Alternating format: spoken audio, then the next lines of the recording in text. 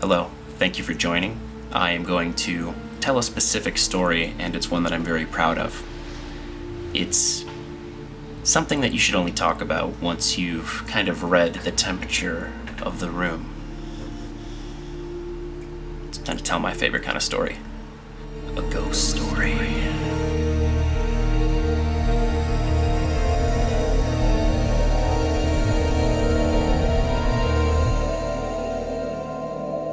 So, this is a word-for-word read email that I sent the ghost story guys, and they responded back, and they said they were going to play it on their next episode, and they didn't, which is fine, but I thought it was so cool that they responded back.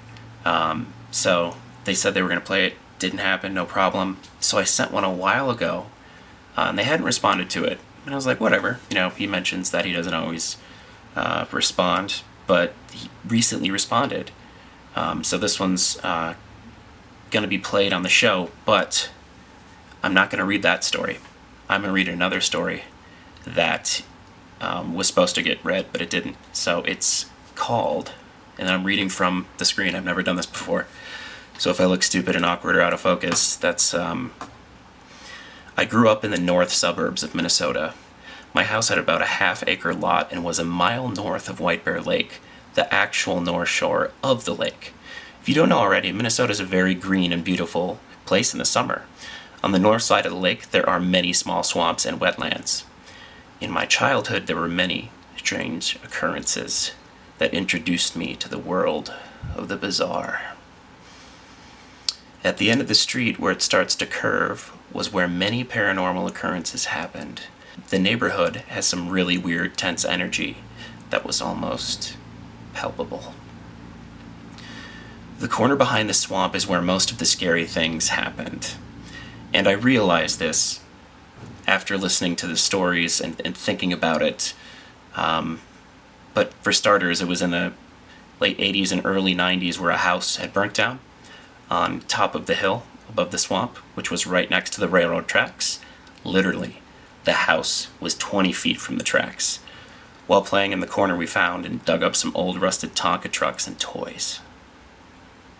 So this is like fun, and it's in the summer. Been doing this for a couple days with my sisters. I remember this, but it feels really hazy. It has to be from when I was 5 or 6. My brother and I would play behind the swamp, and my sisters. And one day, we noticed something very strange. We looked around and found a large oak tree near the trail from the road. Someone, or something, was stripping the bark off of the oak tree. Next to the oak tree lay a giant scattered pile of tree bark. The next day we came back, and etched into the tree was a cross. The only way you could see it is if you walked the 20 feet in through the thick brush from the street. The etched-in cross was about 6 feet off the ground and 10 feet tall. Like somebody brought a ladder, climbed up to it, or was on the tree etching it out overnight. We ran down the block to our house and told my mom at the time, and we walked up the path with my mom, and she saw it, looked really uneasy, and at the time I didn't understand why she was so upset. But if it were me as a parent, brought into the woods behind the swamp to find a giant cross carved into the tree, I'd get my kids out of there. After that, we were not allowed to play behind the swamp.